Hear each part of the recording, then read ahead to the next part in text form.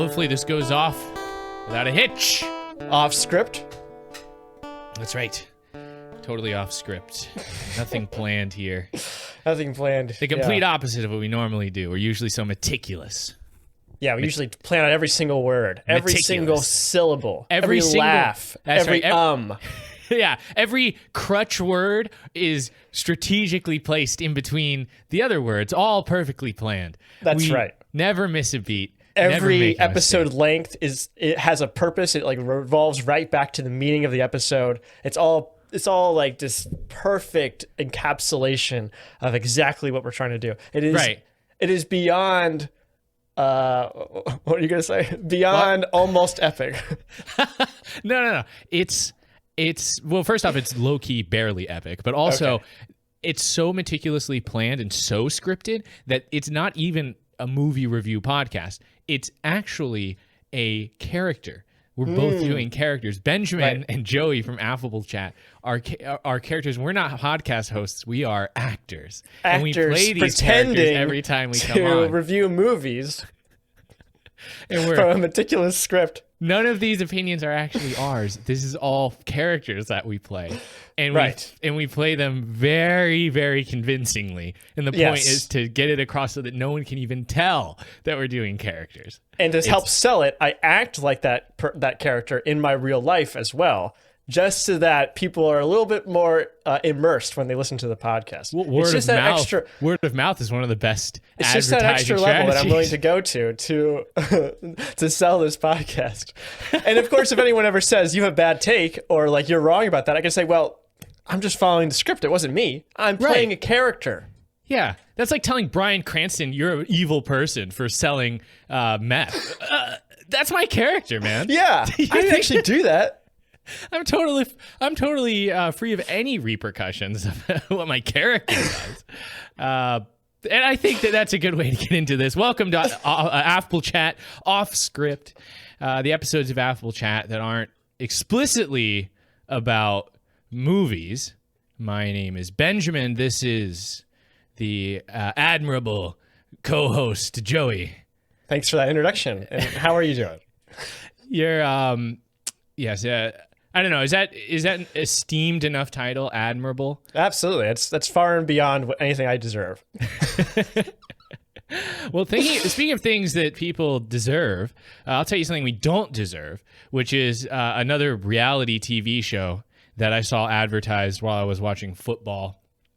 And I wonder if you've heard of it. Have you heard of Tough as Nails? Tough as Nails? No. How do they spell tough? I think it's just spelled normally, like tough. Why? What do you think? T-U-F-F? Well, maybe some play on words or something.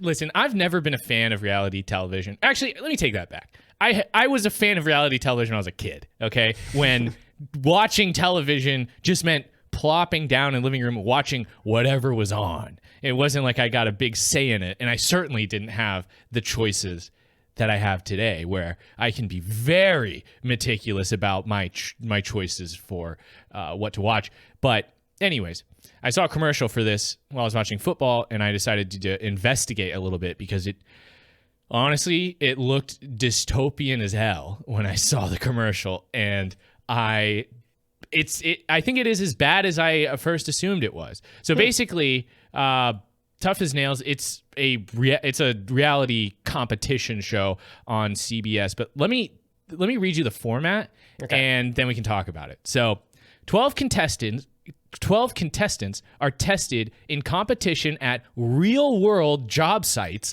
with tasks that test their strength, endurance, life skills, and mental toughness. Contestants compete in 6-on-6 team challenges, individual competitions, and elimination battles referred to as overtime. Unlike other reality competitions, contestants who lose elimination challenges do not leave the game and still have an opportunity to win additional prizes during team competitions. Each team competition gives the winning team $12,000, $2,000 per member, and earns the team that challenge's badge of honor. The team that has collected the most badges of honor by the end of the season receives an additional cash bonus of $60,000, which is $10,000 per member.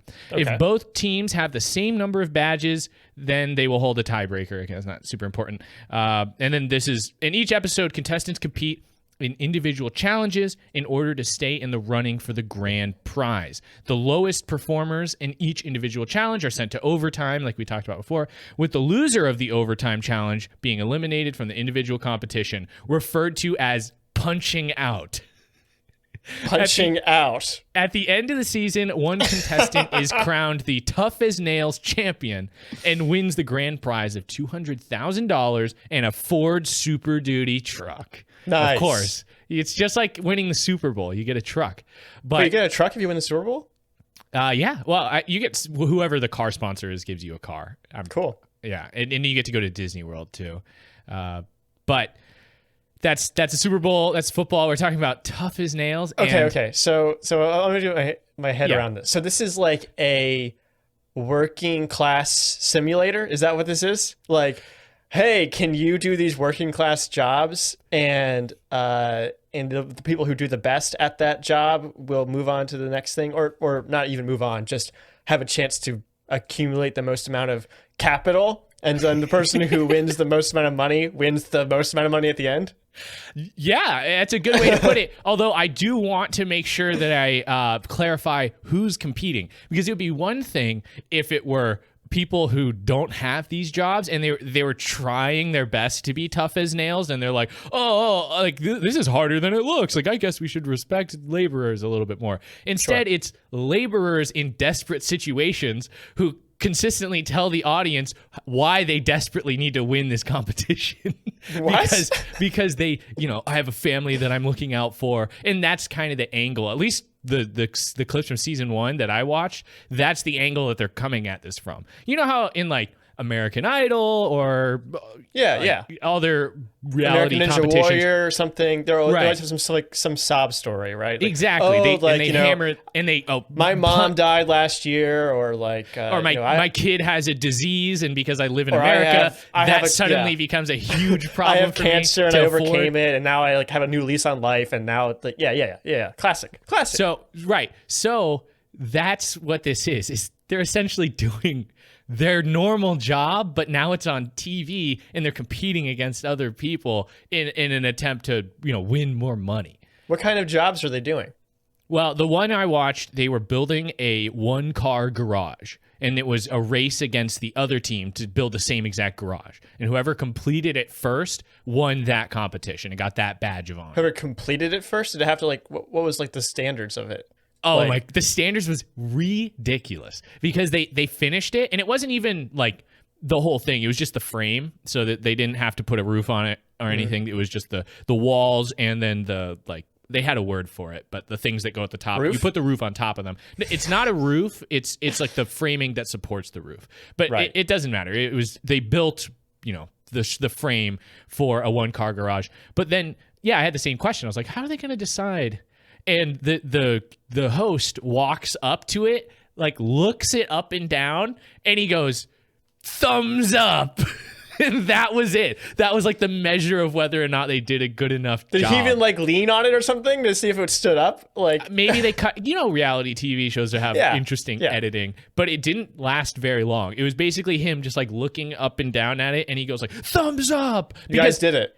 Again, because the way it's filmed, they basically already won by finishing first, because the other garage wasn't even close to being done. So it's like it was clear that they did the challenge. But anyways, so that's the level of scrutiny at least that challenge had. But it just seemed like such a nightmare to me that somebody would be like that. You would work all day as a laborer and then come home and be like, I'm gonna watch the reality TV show where the other laborers do the same job, not even some fantastical thing like American Ninja Warrior or American Gladiator where you're doing crazy ridiculous stuff. It's like, I'm gonna watch this guy hammer things into boards for 3 hours and work up a huge sweat and get exhausted and have to go through I want to give up. You can't give up. Think about your son who's dying. It's like, I just don't like what it. the I heck? wish it It sounds like such a dystopian nightmare.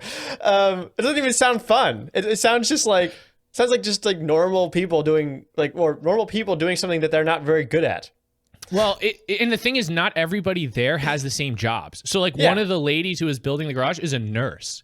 So was there like a person on one team that was a construction worker, and another team who's like something else, or like what does that work? What does that mean? So at the beginning, they had like a team draft where they select people for each team, and it's like schoolyard pick'em, where it's like, I want that guy because he's tall, but also they knew their backstories to some extent. So it's like that guy has worked in multiple trades, like he's been a carpenter, he's worked construction, like he's done all these other things. So I want him on my team because he'll probably help us win the most. And then I like that guy because he looks very serious, and we need to get serious. Like they had to give their reason for each pick, but these people all come from like different working backgrounds, but they're all laborers, right? Like that's the thing they all have in common. And the show does have a like pro laborer slant, you know. All this stuff is to be like, see, like working hard is right, like you should be proud of, you know, putting in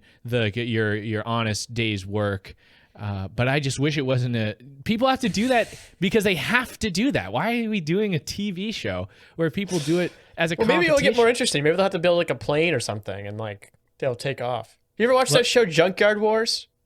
No, I've heard of it. I didn't watch it. It was on a long time ago. It was that show was awesome. They had like 2 teams of engineers and like all these people that were experts in building things, and then they gave them 10 hours to build some wacky contraption using just stuff they found in like a simulated junkyard. It wasn't a real junkyard, but it was a bunch of just like random stuff that they put all over the place.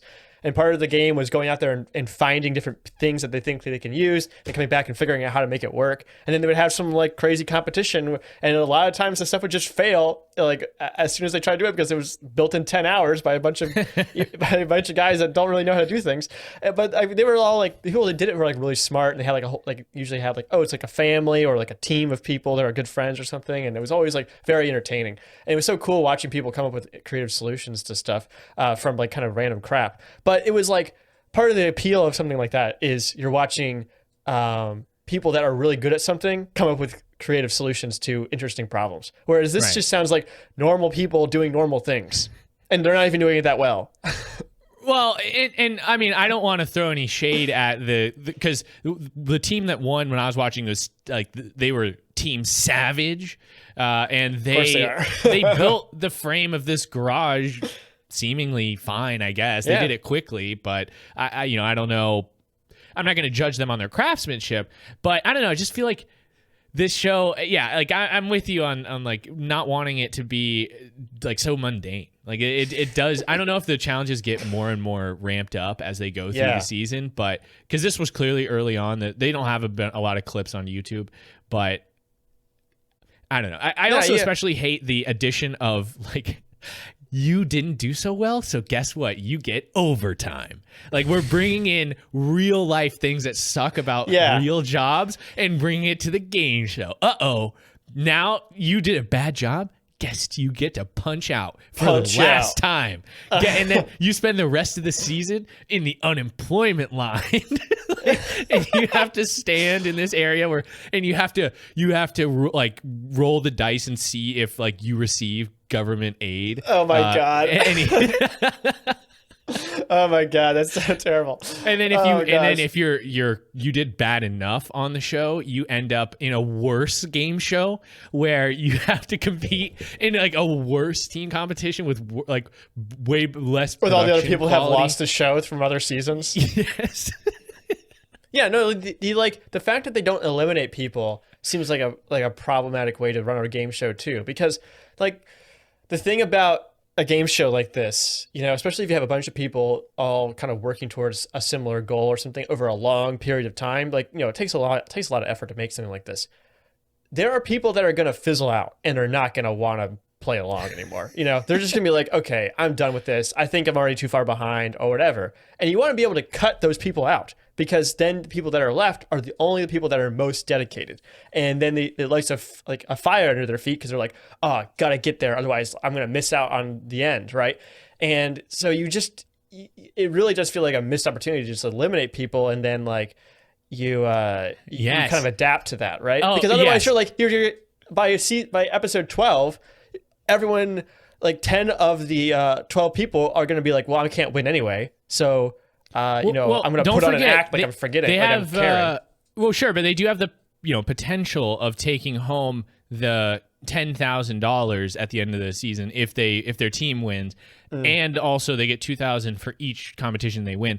So there's still money on the table, but I do think it would be more interesting if they went to less and less people. And actually, what if the remaining people got promotions and they became management, and then they got to organize the people who got fired and force them to do stuff, and they're like now judged not just on project completion but also on profitability. If you're gonna do capitalism simulator, go all the way. Yeah, come on. Yeah. No, don't pull back. I'm actually changing my mind on this. This is a good idea for a show, but you need to be way more brutal. Why are you pretending like this is supposed to be fun? This is supposed to be fun for the few, and then it should be brutal for the many. That's right. And really show them what's going on. Crack down on it, for sure. We could reboot this in a few years and make it our version. Nails as tough. But we'll respell tough to the way it should be spelled. TUFF. Simple language. Come on, people. We can't afford the extra letters. That's what I'm trying to tell you. If we put in extra letters, we have to fire somebody. That's just how it is. We can either hire more people or afford 3 more letters. That's basically the trade-off. Maybe it's 2 more letters. Yeah. Yeah, and also tough as nails spelled normally is used all over the place. I actually, I was finding other clips of other things that had nothing to do with this reality TV show. So maybe it's a way to make it a little bit more very unique. common phrase. I actually watched a reality show recently too. Oh yeah? It's called The Pack. Have you heard of it? No. It's the best show ever, actually. Oh, really? Yes. So, do you ever watch the Amazing Race? I saw it back in the day. It's been years, but yeah, I've seen it before. Imagine the Amazing Race, but with dogs instead of people. So instead of a team of 2 people competing to like go around the world and do all these crazy challenges, it's a person and a dog, and they're the team, and they have to do all this stuff. It's honestly the best show ever. I cried so much watching it. It's just the sweetest thing. And like the thing that makes it so cool is that these are normal people and normal dogs. Like one of the dogs is like a model. Like I think so. She's like normal. Yeah. So like she was like in dog food commercials or something like that, but she wasn't like specially trained in any way. Like none of these dogs are like therapy dogs or anything like that. They all kind of had like the special relationship with the dog and everything, and some of them were more talented than others, but they were just normal people with normal dogs, and they brought them on this show, and it was just so cool. They went to all these different places all over basically in Europe and North and Central America, and did all these really, really cool challenges, like where they had the dog zip lining, where they had like the dogs in like these harnesses, and then they would put the people in the zip lines, and they would like hold the dogs, and then they would zip line down. They had them trained on how to do all this like sniffing stuff, where they had to find certain things by the dog by rooting it around. And like they had this one that was really cool where they went there. I think they were in Germany, and they had to collect hot dogs. And they would go to different hot dog vendors, and the hot dogs that they could collect were different tricks. So if you did trick A, it was 1 hot dog. If you did trick B, then it was 2 hot dogs, and so on. And so if you got your dog to do a trick for the hot dog vendor, he would give you a certain number of hot dogs, and once you collected enough, you would get back to the end, and then you would win. It was really cool. It was just, and they eliminated people every week. And oh my gosh, in episode 3, oh man, one of the coolest moments of any reality show I've ever seen. What happened? Here, want me to spoil it for you? Sure. Okay, so throughout the whole thing, right? They're like everyone's with their dogs. Everyone's talking about like the bond. It's like the importance of the show is the bond between these people and their dogs, right? As it should be. Yeah. This one guy he's like they're driving to another place, and like part of the competition is like being able to navigate in a foreign land, which many of these Americans are not able to do, which is endlessly funny to us. But it's so what, did they ask the dog? they would just like get in a taxi and say, can I go here? And the taxi driver would be like, sorry man, I have no idea what you're talking about. I don't speak English.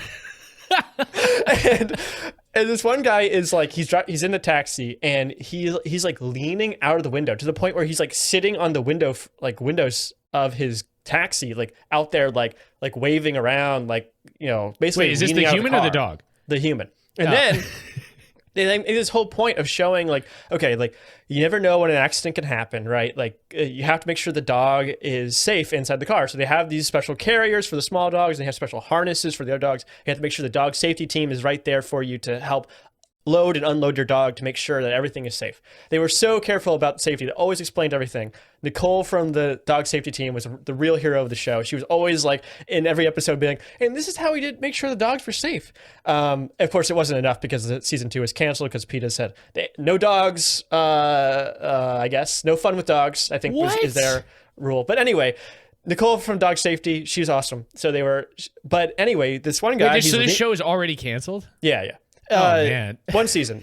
It's worth the watch. This guy's hanging out the window, right? And he's like waving and stuff and acting real reckless. And then he starts getting worried about his dog. He's like, I can't hear him like panting or something. So he opens up the carrier and he pulls him out of the carrier.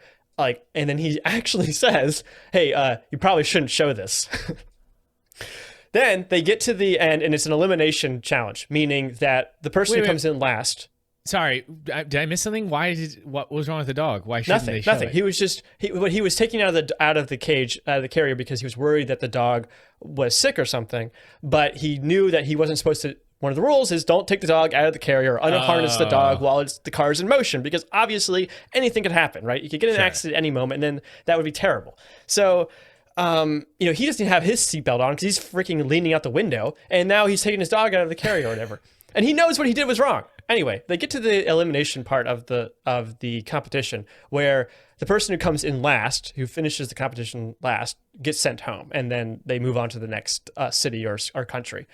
And they get to the end, and Lindsey Vonn, who is the host of the show, says, "I'm sorry, guy, you finished in last, but you haven't been eliminated. We are eliminating this guy because he disobeyed the rules, and he put himself and his dog safety in jeopardy, and that was unacceptable. So you're out of here." Bad dog. It was freaking awesome. It was just like everyone in the show is just like mouth is just like like shocked. In the dogs too. Yeah, it was just amazing. It was just such an amazing like moment. Anyway, that show is freaking cool. The winner won $500,000. And every city that they went to, they donated like $250,000 of their budget to some local dog sanctuary or dog like charity in that country. It was amazing. It was just so cool, and it made me cry a lot. That's amazing. Of course, anyway. PETA would come and shut down something like that. Yeah. That sounds like. What is that on? What channel? It's on Amazon Prime. Oh, really? Okay, cool. Oh man, definitely check it out. That is such a good answer to Tough as Nails. It's the exact opposite. It's a fantastic adventure with your dog. Absolutely. And the dogs are so cute, and you get to know them and the people so well. And obviously they're like, I'm watching with Jenny, who's like an experienced a reality show connoisseur. And so she's like, this person, like, I hate the way they're pushing the storyline. And she's like, like this one person only has one attribute, which is like every time she's on camera in like a confessional, all she ever says is that she's competitive. It's like, we get it. You're competitive. That's your one attribute that you've got. Anyway, it was just so much fun. It was such a wholesome show. Like, there's no like villains or like machinations or anything besides that one guy who disobeyed the rules, and he gets clapped on so fast. It's so satisfying. So yeah, I thoroughly enjoyed that, and I absolutely recommend it. That's great. Yeah, see, that's why I don't like to, give the thumbs down to the reality television genre. You shouldn't judge. You can't. It's too broad to judge it all as one thing, because you can still do good in the genre. generally it's not for me, but there's still things that I like, especially when I feel like there's a lot of potential with reality television shows because they are so dependent on the editing. Yes. There's like my sister has been telling me, she's also a seasoned vet when it comes to watching reality TV shows, and she's a like Real Housewives kind of like, I don't know all the ones she watches, but I know she definitely watches Real Housewives, and she's been telling me that they've been running out of footage that's pre-pandemic. No now way. They're getting into like the pandemic times, and they just can't do as much stuff. Part of watching these reality TV shows, especially Real Housewives, is living vicariously through these insanely wealthy people, and you get to see and do things with them that normally you can't do because you're just a normal person. But we were talking about the idea of potentially reusing the previous seasons and like the footage from them and just editing them and creating new narratives and storylines, because you definitely could do that. Absolutely. It'd be so possible, which would be hilarious because then you could that, kind of rewrite history for these characters. Or just write new history. Yeah, no, that's the thing. That's something that Friendly Jordy is a guy on YouTube who talks about Australian politics. Occasionally he'll to branch off into other demographics. He'll review The Bachelor and stuff, and he calls it Frankenbiting, where they will take different sound bites and splice them together to turn into a different sentence. And I mean, you see this on The Bachelor all the time. Basically, anytime you don't see a person's lips moving, they have Frankenbited or Frankenbit that sound bite into something that he or she did not say. It's amazing. And they're just and like it's not even that good. Like I feel like because I have edited audio before, I have a kind of an ear for it. But like once you start noticing it, it's obvious. It's so obvious. The inflection is different. The background sound is different. It's like it clips between cuts. Like they don't even do a good job, but it doesn't matter. They're like, we're selling this. We're selling this to people, and they're gonna buy it because whatever, man. No, and another example of doing that is whenever you have someone who does like a reaction face, but there's nothing else in frame. It's just them being like, like that can easily be reappropriated. Yeah, exactly. So that, because I don't remember what it was. There's some BBC show that showed examples of this, where they did an experiment where the host of the show had these 3 other people join him in this room, and they just talked and drank wine together, and it was very mundane. But then they were editing it together to make like one version where like he was totally killing it. Every joke he told got a riotous laugh, but that didn't actually, and then they showed what actually happened, which it was just kind of a normal response. Then they did another one where the one woman who was in the room with them was like totally flirting with him, like she was all over him,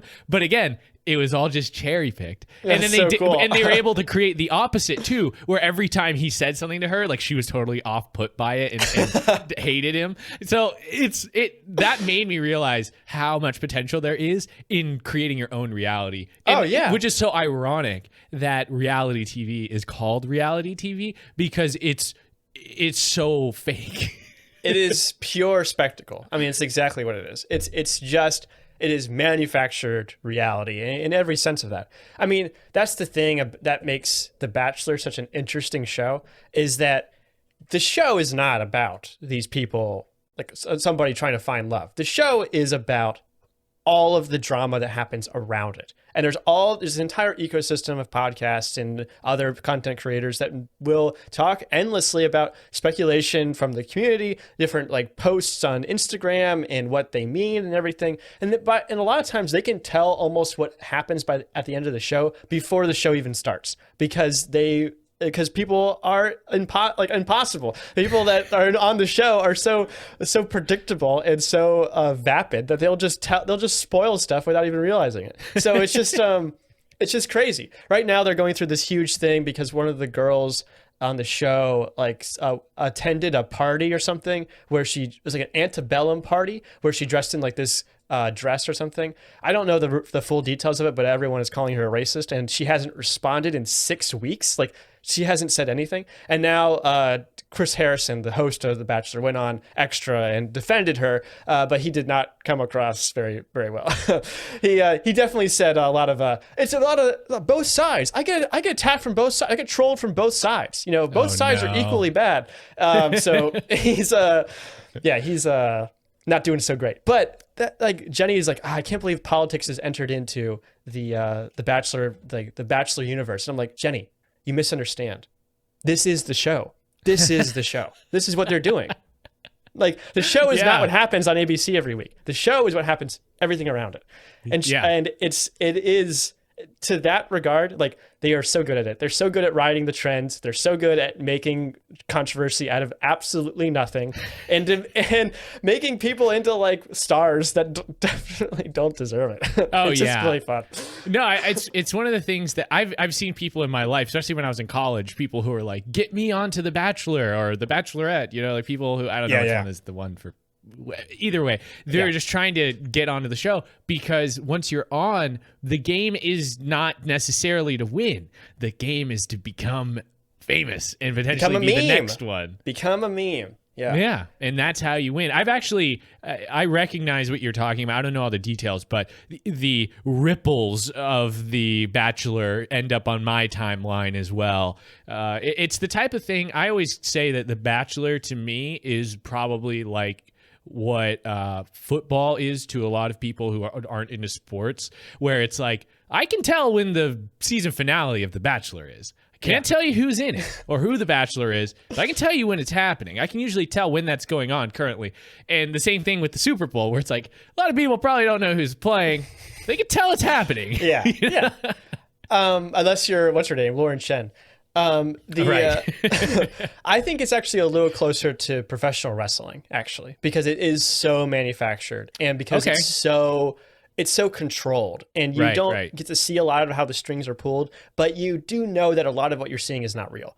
And I mean, that's evidenced by the fact that like lots of couples that end up on the show or start on the show end up breaking up or whatever. So it's just, it has a lot of the elements, I would think, of something like that, of like a sports competition, especially The Bachelor.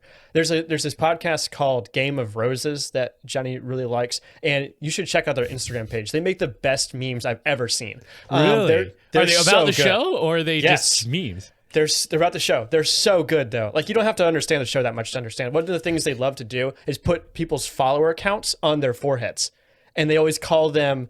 Everything's like really, really saturated. Everything looks like super deep fried, but it's really, really well done. It looks amazing. And they just do such a good job with that. They love talking about how The Bachelor and The Bachelorette is a game, not a reality show. And they call the people on the show contestants, right? They say that like the person who wins, whatever, and they have like lots of statistics and stuff. They talk a lot about how this is a game, not what it pretends to be, which is like, let's let this beautiful people find love somehow. It's like, but we're gonna disregard that, even that level of engagement and interact directly with the kayfabe, or interact directly with the manufacturedness of the show, which I think a lot of people who watch the show also do. I think that's part of the enjoyment is sussing out what you think is real and what you think is not. Is it a Game of Roses? I'm trying to find it right now. I think it might be a Game of Roses. Maybe it's just Game of Roses. Because I mean, I think I can tell what podcast era it's from based on the fact that it's called A Game of Roses or Game of Roses, because everything was trying to bite off of Game of Thrones for the longest time. Like all the mini games or mobile games that wanted to have you download and play for free were all like Game of Champions or Game of Legion. Like it was all Game of something. And it's Game of Roses Pod on Instagram. Oh, okay. I was just on it. Game of Roses Pod. They just do. I just love the stuff that they put out. They do such a good job of and that's the one things. I thought it was, because people I know follow it. So the way you're describing it does sound pretty. Anyway, it's just they do such a good job, and it's awesome. It's such a Anyway, the whole ecosystem of like the Game of Roses, of the Bachelor podcast scene, or the Bachelor in general, is endlessly fascinating, and it's just such a cultural phenomenon. I've heard people say that like The Bachelor can predict the future, because like it's such a microcosm of like what people of like the zeitgeist. Like they think that like they're like, Well, I heard somebody on a podcast say that they could tell that Hillary Clinton was going to lose the 2016 election because of the Bachelorette that year. Like, it was very clear from watching that show that everyone really hated women still. So there was no way that a woman could become president. Oh, wow. So it's just, yeah. And, you know, I think if you extrapolate, you know, and you really like work backwards, you really bake it in like you're a QAnon person, I think you could make those kind of conclusions. But it's just still fun to kind of in the same exact vein as reality TV show, you could retroactively prove anything using footage from it. That's right. Have you ever watched Love Island? No, I know about that one though. I'm the same way. I only know about it because of Cody Ko and Noel Miller. Yes, from their extremely steamy playthrough of the mobile game. Yeah. Well, and they talk about it on their podcast too, which is like one of the things people love to hear them talk about, where it's like now, and I don't know this for sure. Like, I don't know how people on the show react to this, but I feel like in the same idea that you're talking about, they've entered the world that reality TV show exists within, because now they're speculating, they're participating, they're people that people go to find out information and get reactions from on the show. I think that's cool. I can appreciate that for reality TV show. Kind of just it is kind of a unique medium, and the people that participate in that. I think it's interesting. It's tough to talk about when you're not in on it too. I've tried. I've definitely had coworkers who religiously watch The Bachelor and have like Bachelor night. I had some friends back in Oklahoma who would watch Bachelor in like the common room at their apartment building, and there was 4 TVs, and they would put it on all 4 TVs. Like, it wasn't like 4 TVs became one larger screen. They would just have the same thing on 4 televisions. But it was an event to watch it every week, and it was one of those things where, like, if I had infinite time, I definitely would have given it some investment. But it's the same thing where it's hard to talk to somebody who doesn't know anything about The Bachelor if you're an expert, and it's hard to talk to somebody who doesn't know anything about football if you're an expert on football. You know, like, it's a different language. It's just not learned. Yeah, I think I like what you said before though. Like, I think it's like a healthy relationship. It seems like it's even though the show itself is like kind of puts forth a lot of toxic ideas, being able to interact with that and kind of call that out, and being both like a fan of it but also like deeply critical of it, feels a lot more like genuine than like someone who makes a podcast about a TV show every week or something like that. Because it seems like you're engaging with something a lot more like manufactured, and you're not like, you can speculate about all these different things that's going to happen or anything, but ultimately there's only one thing that's going to happen. Whereas with like The Bachelor, it's like it's so much more like of the real world, even though it's still so like puppety, right? That like real world events affect it in the most bizarre ways, and it makes it just a fascinating microcosm of like how like rich people think the world works, I guess. Oh man, yeah, it's pretty cool.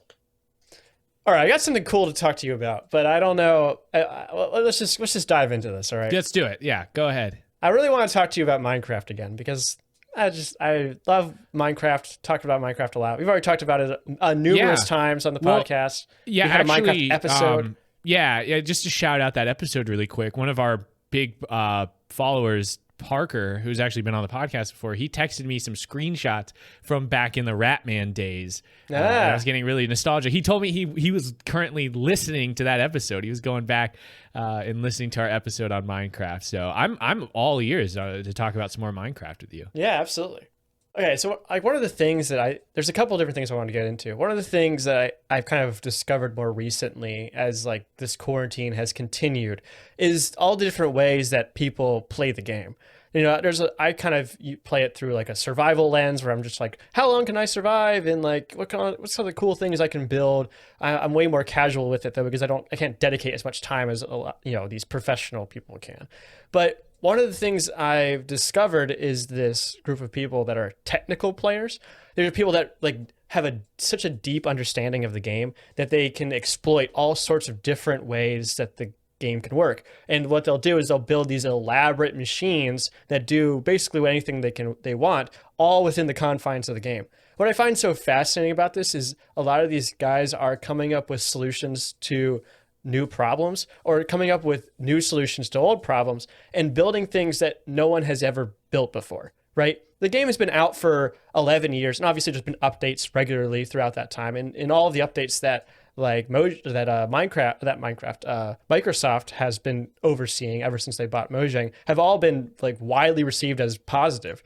But at the same time, like largely the game has not changed that much. And some of the elements that they are exploiting and things that they are working with have also not changed that much. And so they're just evolving with the game and coming up with all sorts of new technology and new techniques to do all sorts of insane things that you would never think was possible. One of the things that I've seen them make is like world eaters, which are these giant automatic mining machines that will automatically destroy blocks in front of it and then like scoop them up and store them, and will just tear through like any landscape. They'll build it from like the bottom of the world to the top, and it will just eat through basically anything. Obviously, there's still like limits to this in some ways. Like there's like if they come across liquids and stuff, sometimes that causes problems. But what's so interesting about this is that,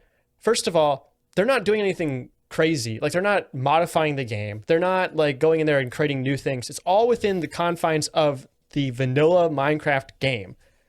And the game doesn't stop them from doing something this crazy. It's just, it's so scalable and so easy to, all the elements are so easy to understand that when you put them all together in like a certain way, it creates this insane thing that literally no one has made before, right? No, like it's a brand new machine, even though like the world that they've lived in has not really changed that much over the last 11 years. So it's crazy seeing this this stuff develop and the way that this is developed. So go ahead. Well, the amount of time that people have spent in the Minecraft world, especially just if you consider even if you just consider vanilla Minecraft, inventing something that no one else has invented before almost rivals the inventiveness of inventing something in real life that no one has invented before, you know? Because people have been there, done that, millions of hours played, and to come up with something that no one else, to something completely novel. I think that's pretty impressive. These things that you're talking about, I haven't seen the World Eater one, but I have seen really complex contraptions on TikTok.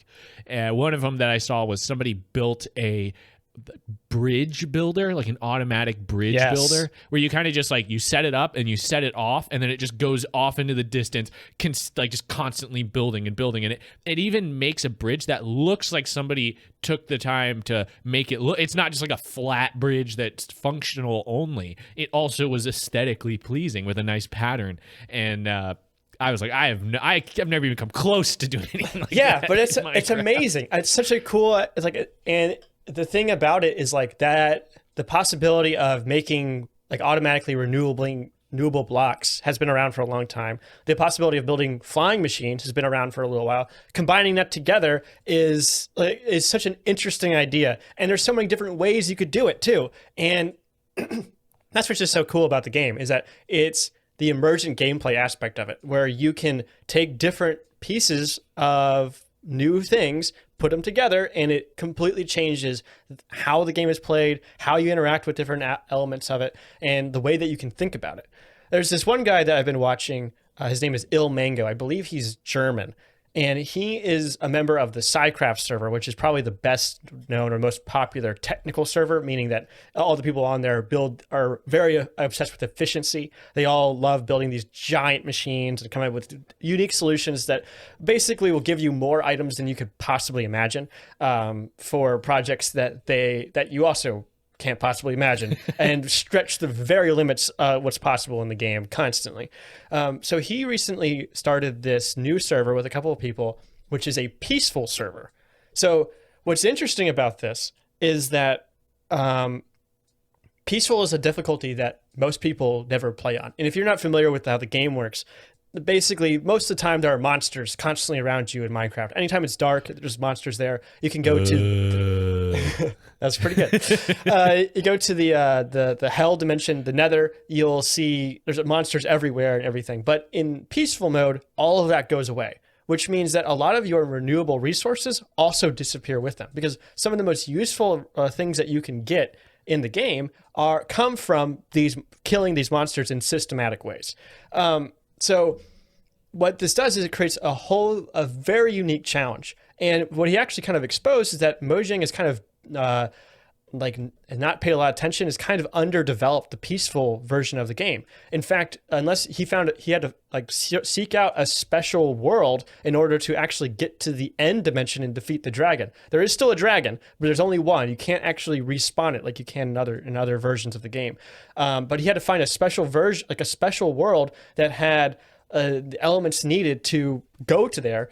Otherwise, like 99.999% of the worlds you spawn, you will not be able to get to the end dimension without some sort of exploit, basically. Without cheating. So he had to get like a particular seed. Yes, to exactly. Start in a world that has the stuff necessary. He had to get a seed that had all of the ender eyes already in a lit end portal. Okay. And which people understand seeds well enough that they can manipulate that sort of thing. If you want to understand if you want to see a really cool video about seed manipulation, go watch this video on YouTube. It's called The Search for Minecraft's Tallest Cactus or something like that, or the search for the tall. It sounds so dumb. It was really, really interesting. It's all about seed manipulation and like world generation manipulation, which was fascinating. Anyway, so what he kind of exposes, like, they haven't developed this part of the game at all. But he also is like, there's all these things that I rely on so much to build my contraptions. Stuff like slime blocks, which come from slimes, which don't generate at all in peaceful servers. Stuff like gunpowder, which is really useful for, let's say, like rockets, or TNT, which is really useful for world-eating machines and stuff. Can't get any of that because gunpowder is no longer renewable without creepers, which are a monster that only spawns in non-peaceful worlds. Or even like potions. Potions rely entirely on blazes, which are a monster that's only available in the nether. So if you can't get blazes, you can't build potions, and you cut out an entire piece of the end game of the game. Wow. Which is just crazy. So he and like a few friends found all these different ways of kind of solving these problems, that no one has ever solved before, using contraptions that no one has ever built before, in this very, very interesting way. And all the while, like, kind of being critical of the game and Mojang and saying, hey, like, you kind of neglected this area, or hey, like, I wish I could do this, but you don't let me do it, so I have to do it this way. One of the most interesting things he found was that pandas will actually drop slime if they have, there's have to be a certain type of panda. They have to be pandas that have snot dripping off of their nose, and then they'll drip, which I didn't even know existed. He built this elaborate panda farm that, like, basically, like, kills pandas very systematically. That was some of the jokes in the comments, is always like, peaceful server finds ways of systematically destroying like entire generations of animals. So like, it's just, yeah, it's funny, but it's also like, it's so interesting watching him come up with these like new ideas for problems no one has ever seen before in this game that's been out for more than a decade. I just find it so cool. Playing on peaceful sounds like it opens a whole new box of problems that other people have probably not even tried to solve. Exactly. But yeah, that's an interesting one. What about spider webs? Like, if you go into a mine, are there still pre-existing spider webs?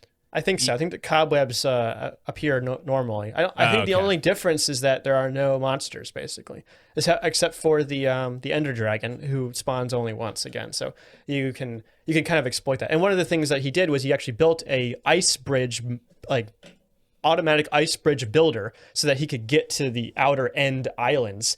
They actually did this whole thing where they streamed for like 24 hours because they had people in every time zone, basically. And people who weren't streaming just sat in little boats and had the bridge push them, and they went like across an entire empty void, basically. That was like, it's like the biggest void you can find in Minecraft. I don't know. It was really, really cool watching them figure this stuff out. It's kind of similar to like a Skyblock series. You ever see one of those. Yeah. Where like they basically they start with very limited resources. Everything else is void. It's just like a tree, some water, and then like, some land, and it's floating in the middle of the sky. Like if you fall off of it, you just die. You just fall forever. Yeah. So what's interesting about the skyblock stuff is it sounds very limiting, but once you get to a certain point, it actually allows you to manipulate the game in really, really specific ways. Because one of the things about Minecraft is that a lot of things like random events depend on how much available space there is. And so if you completely control how much available space there is, you can make stuff that's super efficient, way more efficient and way more satisfying from like a farm perspective than in a normal world. Whereas the peaceful server is kind of the opposite end of that, where you have all this extra space, but a lot of the things that you rely on are no longer available to you. So it was very creative. I've been enjoying it, and he makes the most satisfying time lapses too, where he puts it to like really nice music, and you just watch him and a bunch of people build up these elaborate contraptions, and it's just like a massage for my brain. It's so nice. It's so cool. I think I've seen that before. Is it a camera that watches them, so it's not a first-person view, but you can see the structure itself being built from the outside? Yeah. There's a mod called like the replay mod or something, which I think records everything that you're doing. And then you can actually manipulate the camera in post, like theater mode in Halo 3. And you can, you can revolve around the structure. You can go inside and outside. You can follow certain people or whatever. Oh my gosh, it's just like, I mean, it just get like dopamine rush every time. It's just like this cascading wave of calmness every time I'm watching this stuff. It's so cool. That's awesome. Yeah. That is something that Minecraft is very capable of providing. Even without the time lapse, with the nice camera angles, just vibing in the Minecraft world with the Minecraft music it's nice. Absolutely. But hey, that's not always the case. And in fact, we'll go the other direction now. So I've also been like diving deeper into speedrunning and like the speedrunning community. I don't know how much you know about this, but it's very popular like concept on YouTube to talk about speedrunning and to watch speedruns and stuff. I know like speedrunning memes where people take like ideas from speedrunning and apply them to other things. Like for instance, there's this guy on TikTok right now who his whole thing is speedrunning getting called the N-word on Call of Duty. So like he starts the timer as soon as he joins the lobby, and then he tries to get somebody to say that, like, to call him the N-word. And it started out, it's obviously a meme, but it started out like kind of convincing, where he would be like, "What's up, guys? Like, are you voting? Like, I voted for Obama," or something like that. And like he'd have a conversation and get somebody there. But now it's got to the point where he just gets in and he's just like, "I'm black," and then immediately somebody says it, and it's like, it's definitely hyperbole, but if you've spent enough time in online lobbies, you know that it's not that far from the truth. That's true. But obviously, like the joke that he's doing is he's doing the same format as speedrunners do. Yeah, it's an interesting thing. I was thinking about this yesterday, and speedrunning to me, like the way I interact with it is very similar to how I interact with sports, where like watching someone speedrun a game, meaning, if people aren't familiar with the idea, basically it means you complete a game as quickly as possible using any tools necessary, or with only using like the controller and stuff, like not modifying the game, but actually playing it and then getting to the end or some predetermined finish line in the fastest way. And every single game that you can imagine has been speedrunned or sped run. I don't know what the correct term is. Speed ran. At some point. Speeds ran. And I think something that's important to bring up that really kind of like defines speed running, or at least from my perspective, is discovering exploits. So you're not cheating. You're not necessarily modifying the game yourself, but you can, all things that exist within the game are fair game. Like if you ever watch somebody speedrun Super Mario 64, it's all like sprinting into a corner and jumping and flying through things, and it looks almost like nonsense at first glance. Yes, but it's all people discovering exploits and then using them. Well, the thing about it is that literally anyone could do it with their own game. That's what it is. If that person who did that came over to your house and played it on your console, they could do the same thing. for the most part, which is, I think, is pretty cool. Let me finish my analogy though. Speedrunning is like sports in that, like, I can't think of anything more boring than watching someone speedrun a game. Like, it sounds like playing the same game over and over again and failing. Like, it sounds so boring. Maybe doing it myself, maybe that would be more boring, or maybe that would be less boring. But I really, really love like history and like storytelling that revolves around speedrunning. And I feel the same way about sports. Like sports is such a great vehicle for telling stories and for story generation, you might say, like different aspects of people coming together and overcoming some hurdle that they put in front of themselves. And it's just really cool. And speedrunning is exactly like that. And you can find all sorts of really cool videos online that talk about the history of speedrunning. Summoning Salt is one of the best YouTube channels on YouTube. They talk about history, like world record progression of different games. They talk about the different people that are involved, different personalities, different drama, and how it all came together. The way he makes his videos is so satisfying. It's such a wonderful thing to watch, and it's always very calming. It's such a treat every time he makes a new one. So all of that stuff, and there's lots of other people that do similar things. All that stuff is it's so cool to watch, and it's so cool watching people overcome these interesting challenges and come up with new exploits and come up with new technology and sometimes just be better. Like, they are just, sometimes it's like anytime a game is like speedrun, its record is broken, it's either they came up with a new trick or somebody just did it better. And it's amazing watching either of those things happen. But yeah, what's interesting is Minecraft speedrunning. This is where I'm going to bring this back. So Minecraft speedrunning has a couple of interesting quirks that makes it different than most other games. First of all, it's like the most popular game in the world, so it's very, very popular for people to try to speedrun, and especially people being stuck inside and stuff. It's just kind of taken off as something that people do. There's two types of Minecraft speedruns. There's set seed, and then there's random seed, and we've already kind of talked a little bit about seeds, but basically, anytime you create a Minecraft world, it creates it brand new. It's like it's a brand new randomly generated world. But that world comes with this code called a seed that's like 20 digits or something. And if I give that code to you, you could play in that same exact world that I randomly generated for the first time. So from that perspective, you can play a world that where all the different things are and just go from A to B as quickly as possible. And so the set seed is interesting because what that means is it's very much like traditional speedrunning. Every time you go into the game, it's exactly the same. You do exactly the same things. You just have to do it better. And sometimes you have to think on your feet, and sometimes you come up with a new idea that's a little bit faster or something. And a lot of the world record has been progressed down because people have come up with newer seeds, right? They come up with newer ways of getting from A to B, or not coming up with new ways to get from A to B, but bringing A and B closer together, actually, right. And then playing on that instead.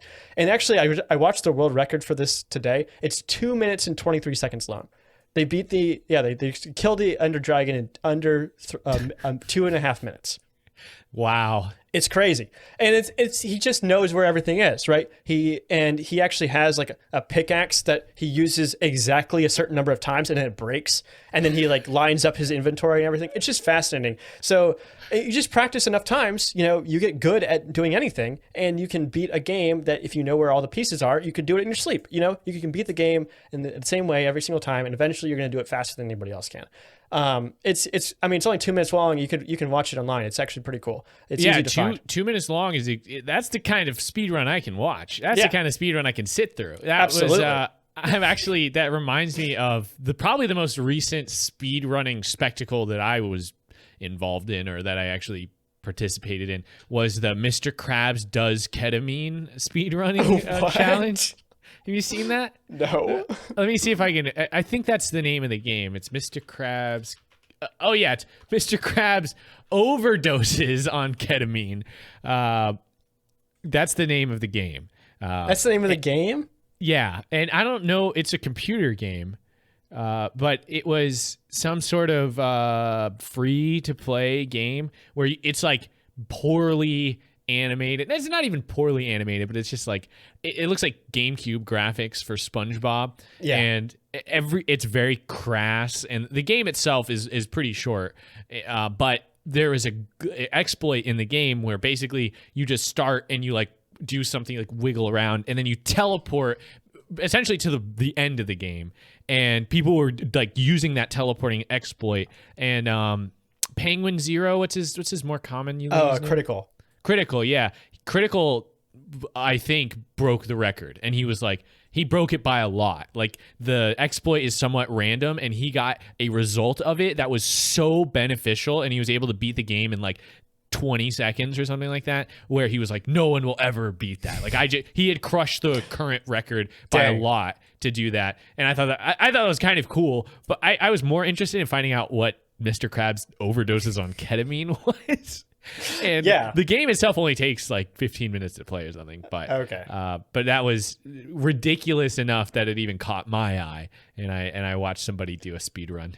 Oh yeah, it's definitely catching on as like a pastime, and like there's a big community that revolves around it, and it's probably like, it's so funny that you brought up the like getting called the N-word like thing, because speedrunning in as a whole is such a wholesome activity and such a wholesome like community compared to the rest of gaming, especially. There's these big events every year, AGDQ and SGDQ, which is awesome games done quick, or just games done quick, where it's a big showcase of different speedruns. It's not necessarily where world records are beaten. It's just showing all the different cool tricks that people have come up with. And anytime you watch one of these and you're not familiar with it, it's like very hard to understand what's happening. But if you've ever played any of the games that they play, it's fascinating watching them break them like straight over their knee and understand how everything works and explain how everything works in such an entertaining way. And those events raise millions of dollars for charity every time they do it. And they do it like twice a year.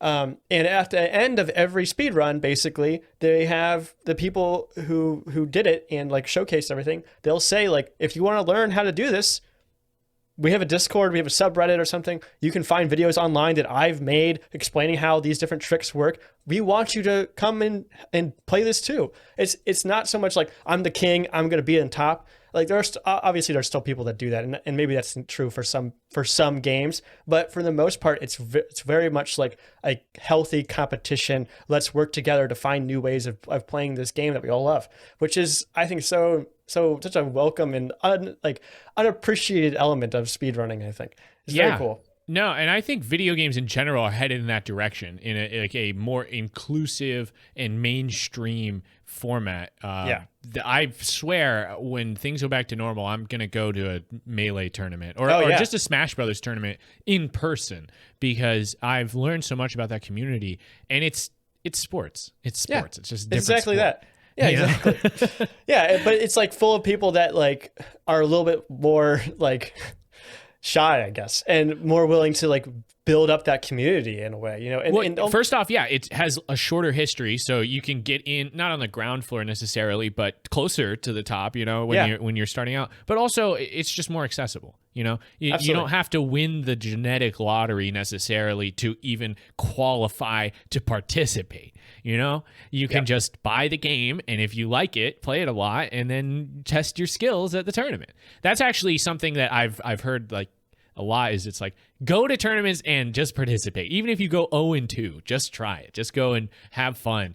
And I definitely want to try that. I've definitely been working on my Mewtwo. In Smash Brothers. Yeah. I have not been playing Smash Brothers at all, but I do love watching people play, and it would be fun to like just go out and try, you know, and just to experience it. And or you know, anything, even going to like a speedrunning thing, like just going to that event. Maybe it's just that I missed going to events, but I also think that I've had my mind changed on kind of the idea of going to something like that or participating in a community like that. Right. It's become way more normal than it ever was before.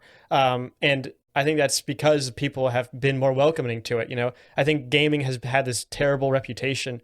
It's very gatekeepy. And in some ways, like, I mean, if you watch any of these speedruns, it's almost always a white guy. Like it is not very diverse as far as communities go, but they are saying the right things, and eventually people are going to find them, and I think that's going to be a good thing.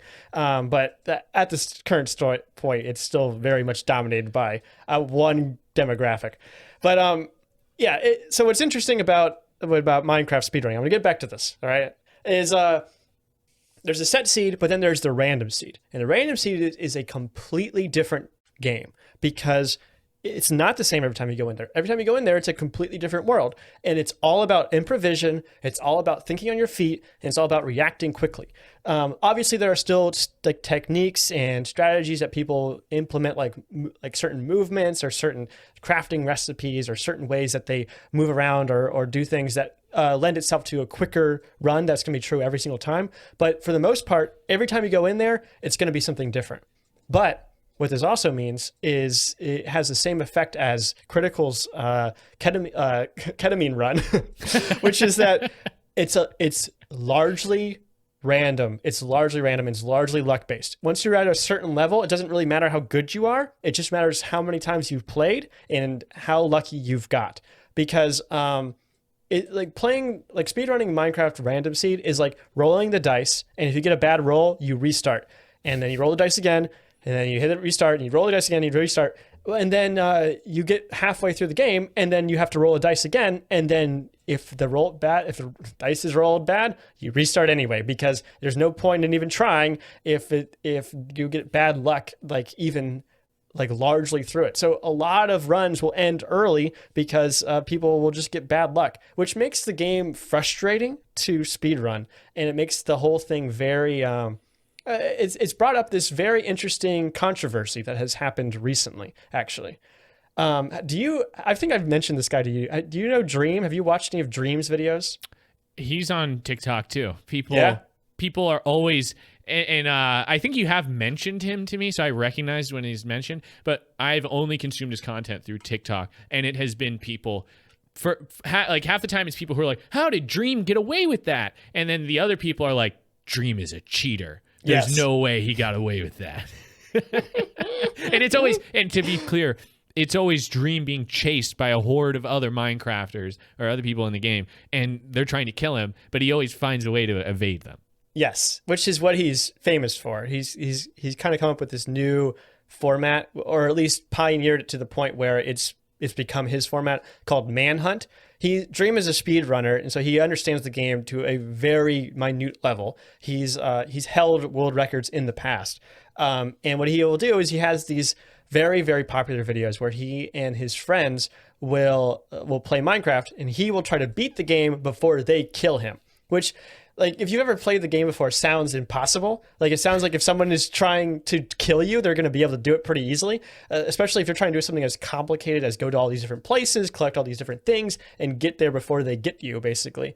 Especially since everything else in the game is trying to kill you as well. But he's done it over and over again. He did it first with one person, then with two. He did a bunch of times with 3 people. Now he's upgraded to 4. He just released the latest one earlier this week. I highly recommend these videos. They're absolutely entertaining. They are so cool watching him do these things. My brain feels like it's melting out of my eyeballs every time I watch him do something. It's just so cool, and it's so entertaining. He cuts it up and puts music behind it and everything, and he has all of his friends with him that are on the same voice chat, so they're all talking trash to each other and trying to trick each other about saying where they see each other or whatever. It's just very, very cool. And these videos are extremely popular. I mean, Dream is 17 million subscribers. These videos have, something like 47, 42, 69 million views. And they will, get boosted to the top of the algorithm every single time they come out, because Minecraft is a kid's game, and they don't swear or anything, and it's all very, very family friendly. So it's very consumable. It fits the meta for YouTube, absolutely. For sure. But it, unlike a lot of other things that get popular on this platform, I feel like it absolutely deserves it, because he does such a good job making these things. It's entertaining watching someone do something well. He does such a good job, and he's very entertaining while he does it. So it's I absolutely recommend it. But he also is a speedrunner, so he's also trying to run the game as quickly as possible. And recently, the Minecraft speedrunning mod team came out with a statement in a video saying that they were going to remove Dream's speedrun, most recent speedrun, from the speedrun board because they had evidence that he cheated. No. Of course. Oh my gosh. I love your fake shock because I know you already knew this. No, okay, but I've definitely heard, I've participated in the controversy, or at least I've heard the echoes of it through TikTok. But I always thought it was just people being salty because they just don't think he's that good. Well, that's the thing now, right? And before this whole controversy came out, there was lots of videos that would come out that say Dream like faked his manhunt thing. Like at this point, he cut it or something, and he would always respond to them. If it was a popular enough video, he would come out and say, like, and he was always very gracious, which like you can tell he's watched enough YouTube to understand how to be a smart person. Like he's heard PewDiePie's like apology guides. Apology guide. Yeah. He says like, here's why this is not right. Like he's saying I couldn't have done this, but actually I can prove that I this is actually how it is. And also he's like this guy made a good video. Like he's wrong in this moment, but he didn't do anything. He didn't do anything bad. He was acting in what the knowledge he had. So like don't go after him or anything. And in a way he's like promoting these other people and like promoting people being skeptical of him, which is all very like in line. So it was when this thing comes out and it says Dream has cheated, it was all surrounded with this controversy because he's very well beloved on the platform. Everyone likes him. He's collaborated with lots of like high level YouTubers and everything. He's very well respected for his algorithm surfing. And no one was sure what was true or not. So of course, a week later, Dreams comes out with his own analysis, and he actually hires an astrophysicist to do his own statistical analysis to try to disprove the mod team's conclusions, which I actually read some of the paper that the astrophysicist came out with, and it's very weird. I don't know, maybe the person just doesn't speak English that well, or maybe it's not their first language, but it just didn't come across as very professional. And the person who authored the analysis is also anonymous. And if you go to the website that Dream went to hire this person, it's like this weird website that outsources experts for weird like things. It's very hard to tell what it does. Like I tried to search like how to hire an astrophysicist to help me with my speedrunning controversy, and I couldn't come up with anything that was related to this. So I don't know how he found this thing, but it was basically like he outsourced an expert who wasn't a statistician, mind you. He's which is the nature of the controversy. He is a astrophysicist, and he was supposed to have come up with a conclusion that countered these people's argument, but even his argument wasn't that good. Like his argument was still like that there's a very good chance that Dream had cheated. And I guess I should explain kind of what the controversy is. The thing is, like I said, when you're playing random seed, you have to roll the dice, and if you get a bad roll, you have to start over. What this means is that there's an element of large number of variance, right? If you do a certain thing a certain amount of times, eventually you get an outcome that you want. If you have a 6-sided die and you roll it 100 times, eventually you're going to get 6s that show up because you want 6s to show up, right? You're going to get lots of other numbers too, but if you just roll until you get a 6, you're going to get a 6. Yeah, it's guaranteed, basically. Sure. So the same thing is true in this game when you're speedrunning it. If you want a certain outcome, you just have to keep playing and keep grinding until you get the outcome you want. Now, what this means is that you have to spend a lot of time doing things that don't matter. And Dream is a very popular content creator and wants to have the clout. So he said, why not manipulate the RNG in the game so that I don't have to try as many times, basically. So what he did was when he got to the end, we got to a certain point, he had manipulated the game's mechanics so that he had a better chance of getting a favorable outcome, which meant that he would have to try less times to get to, a later point.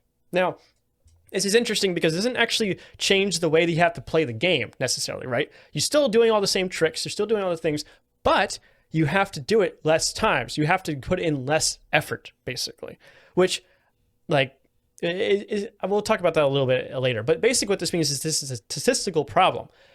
The fact that Dream got a certain good roll of the dice a certain number of times is something that you can prove in statistics, whether how possible or how unlikely it is. And even Dream's astrophysicist found that there was like a 1 in 1 billion chance that he would get like this good, of odds, basically. And There was a couple of other people that are like renowned in the speedrunning community. One guy named Carl Joust, who does different speedrunning history videos. His are a lot more consumable than something like Summoning Salts, but he's very good about this, and he's very experienced in calling out cheaters. And he after watching the results and reading through Dream's analysis and stuff, he agreed with the mod team that Dream had certainly cheated on this. And like actually Game Theory, who actually collaborated with Dream and was very careful to be safe about how they talked about it, also came to the same conclusion. It was like, it's a pretty good chance that he had cheated. There's another video I saw that did a good breakdown of how the math works, which was very complicated, but basically showed how statisticians can account for certain biases using math, and showed that, again, like if you follow the rules that they laid out and did all the things that they said and walked through the math, it's very clear that the chances of Dream getting this outcome is very, very, very low, to the point where it's basically impossible, and therefore he cheated. Dream, on his part, of course, denied it, but because he has a reputation to uphold as being someone who does things that are improbable. But he also said that he was going to stop speedrunning and that he was too frustrated with the way the game was working to keep doing it, which I think kind of brings us to the interesting bit of this. Is like, and the conclusion that MatPat brings up in his game theory video is Minecraft even a speedrunnable game at this point, right? Set seed is one thing, but random seed is so random that it's not going to matter how good you are at the game. It's going to matter way more if you get lucky. And if you put in enough time, right, and enough effort, then maybe that means that you deserve it. But it doesn't necessarily mean you're a better player, does it? Because all it means is that you got luckier than everyone else. It's just the lottery of speedrunning. Yes, it very much is.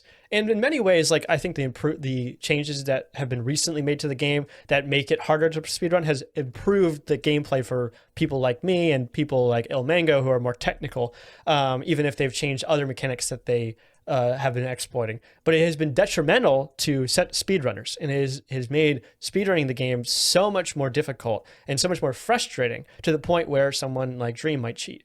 One of the things that Carl Joust says often is that you may think that someone who is really talented would be less likely to cheat, but actually, in many cases, the opposite is true.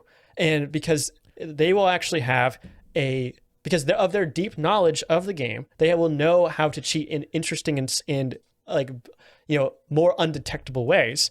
And they will also feel like they're owed something, where they feel like, oh, I put in the effort, I've done all of this, therefore I deserve it. They therefore justify it within their own brains.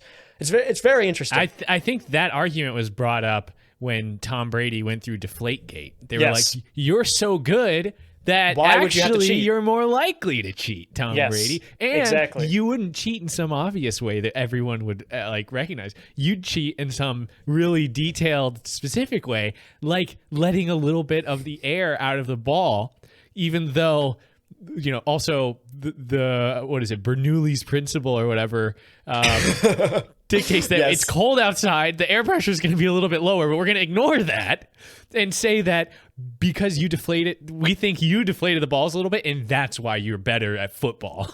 Right. No, but it's a compelling argument, though, is that because you're more like you would think that people that are good at something would be less likely to cheat at it. And I mean, obviously not everyone who's good at something cheats, but that doesn't necessarily mean that they're immune from that, right? That temptation is right there, especially if you know the game so well. If you understand something to such a minute degree, it's possible and maybe even likely that you would take that extra step. Definitely. And I'm being disingenuous with the Tom Brady thing, but I do think it's an interesting point. It's, I don't know, maybe is that going to hurt the speedrunning community to not have Dream anymore? I don't know. I think he may speedrun other aspects of the game because the way that the leaderboard is divided up, it depends on which version you're playing. So he may still play other versions and just not the most recent one, which is the most RNG heavy, the most random heavy. But it certainly hurts his reputation, right? It certainly hurts the idea that he might that gives kind of asterisks to him and to the other videos that he puts out, where he's doing very improbable and very kind of crazy things, where he's like running away from his friends and stuff. Like, how much of that is real? How much of that is scripted, right? And obviously, I think he recognizes that. He's pretty young. I think he's younger than I am, but I think he's smart enough to recognize what kind of detriment that would have to him. But I mean, the thing is, like, the evidence is not there for him, and he shouldn't have done that. If he was worried about that sort of thing, then he shouldn't have gone in that direction. Well, I feel like the YouTube thumbnails and YouTube titles write themselves with this one. Like, dream speed run turns to nightmare, like in cheating scandal. There has been a surprising lack of dream puns, which I find very disappointing. That's such a great name to be known as Dream. That's a great online moniker. Yeah, absolutely. He lucked out and stuff. He's very iconic with his skin and everything too. It's very interesting. It's just it's an interesting idea, and I love like the kind of drama that this has brought to it. And like this is probably the most controversy any speedrun has ever like held. Basically, this is probably the most controversial speedrun since like Billy Mitchell cheated at Donkey Kong. Like this is crazy. Like this is working at like the elite levels basically, because he is as popular as PewDiePie to Minecraft players, I would think. Like everyone has heard of him at this point. So it's pretty amazing, like seeing him kind of fall from grace and everything, and it's interesting to see where his career might go from here. Well, I just think from the speedrunning community's perspective, you know what they say about all publicity, right? Yes, well, which is actually a good point, because the Minecraft mod team, like they had to handle this, like, you know, Dream kept talking like, oh, they're young people, like they made an honest mistake, like I don't want you to kind of degrade them or anything, but they stuck to their guns, and they handled this situation from a PR perspective pretty well, right? They put out a consumable video to explain why they made their decision. They put out a whole paper that was like 19 pages long that explained all of the math and everything, you know, like from their perspective, like they handled this situation where like we're not going to give any special treatment to anyone very well, right? And I think from what you just said, like any publicity is good publicity. From their perspective, absolutely, because they stuck to their guns and showed integrity in a time of crisis. So pretty cool. We love the drama. We love absolutely. The drama. Drama's great. I feel like this episode was all about drama. All about the drama. Reality Total drama TV chat. That's what we should call it. Well, I think that's where I want to leave it. I think we're ready to wrap this thing up. So I think so too. Let's do our plugs. So if you enjoyed this, please subscribe to us on Spotify, iTunes, or wherever you get your podcasts. And wherever you listen to us, make sure you leave us a review, because it really does help us grow. You can reach us on Twitter, Instagram, and TikTok at Affable Chat on all 3 platforms, or send us an email, affablechat@gmail.com. We also have a YouTube channel where we upload episodes of our Offscript episodes, like this one, right? You can see us right now? If you can see us right now, you're watching us on YouTube. Wow. We also post other things that are not related to movies, other videos as well. So check that out. It's called Affable Chat on YouTube. Affable Chat is live Tuesday nights at 7 p.m. Eastern. That's Eastern time. This thing is called the Eastern time zone. Yeah, not Eastern Hemisphere or some other East. It's Eastern time zone. The global East. And we're live at twitch.tv/affablechat. Come check us out. And also, if you want to watch our videos on demand, you can find those on twitch.tv/affablechat all the time. But that's going to do it for this episode of Affable Chat Offscript. For Affable Chat, I'm Benjamin. And I'm Joey. Thanks for listening.